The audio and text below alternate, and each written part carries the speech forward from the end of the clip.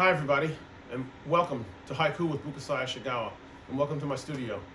I'm coming to you from the subarctic interior of Alaska, in a town called Fairbanks. This channel is going to be all about haiku poetry, tanka, senu, and haiga. So welcome, I hope you enjoy, and the first book we're going to look through is Up the Mountain, and I hope you enjoy. There is 28B for you. You can see that. And then 28A, you can see that as well. And this is one where I just couldn't decide for myself which one I wanted to keep. And sometimes it's not unusual for me to write 2 or 3 poems and name them A, B, and C, and then figure out which one later on sounds the best, or take pieces from each one.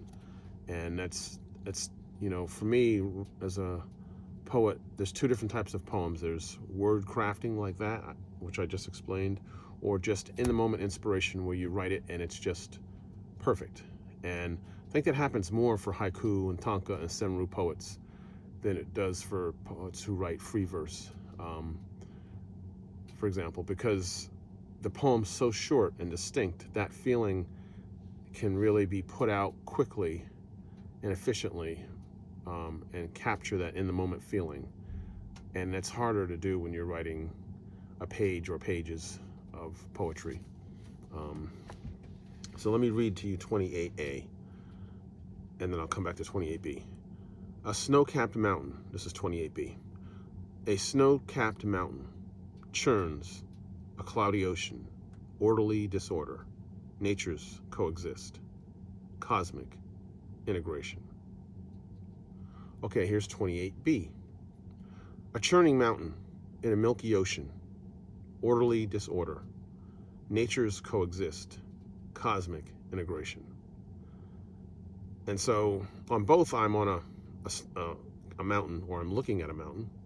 And in B, 28B, I say in a milky ocean. And 28A, I say churns a cloudy ocean. So it was a clouded area just below the cap of the mountain that seemed to be being blown around by the wind and not really going anywhere, just kind of, if you will, swirling, if you will. Or enough clouds were coming through that you'd see them constantly, you know, going through and around the mountain, churning and having this milky feel to it. And I use the same line on the third line, orderly disorder.